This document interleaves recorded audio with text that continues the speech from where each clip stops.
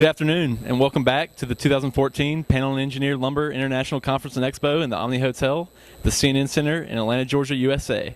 This is the third of 4 live broadcasts we'll be doing today, and this broadcast is sponsored by Eagle Project Services. We're lucky today to be joined by Eagle Project Services' own Jeremy Clark.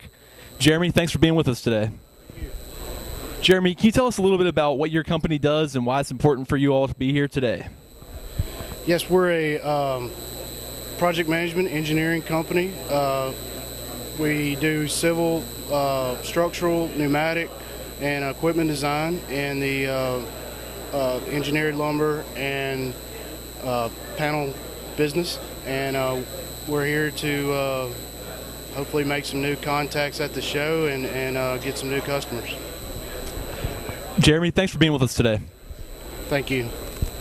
Now going to be joined by Associate Editor of Panel World Magazine, Jessica Johnson. Jessica, I understand that you've been sitting in on a couple sessions earlier today. Will you just give us a little rundown about what you've seen? Yeah, well, the morning started off great. Our keynoters were perfect and always popular. Economist Tedros told us a couple good jokes. The breakouts today were very interesting. I sat in on board enhancements, which touched on a variety of things from scanning to kind of what at the short cycle press line you can do to modernize your mill. And there were some good questions, especially for Mr. Franz from Bomber, who talked a lot about Europe and how most laminate flooring plants in Europe do not have any manual grading, which is something that in North America we don't always necessarily see. So he went in detail on the different Bomber scanning systems. So that was pretty interesting. And then we had another conversation about adhesive technologies, and I believe Georgia Pacific had someone in there discussing adhesives and kind of where that's going in terms of the future. And I wasn't in there, but I know that there were a lot of people looking forward to hearing what's coming down the pipe.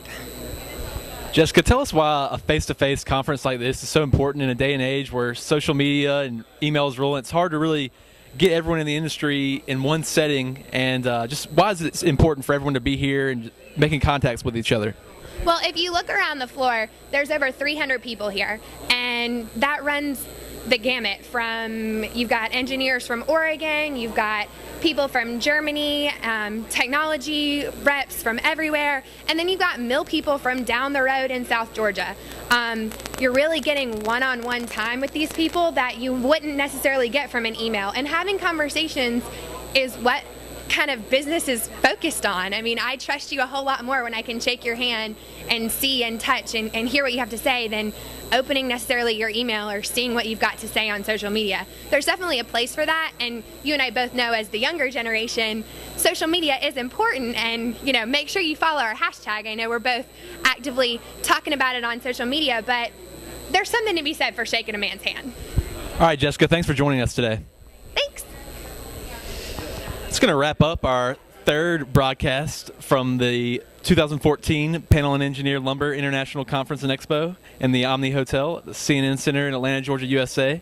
Be sure to tune in back with us at 2 p.m. for our final broadcast of the day. Until then, this is Jay Donnell signing off.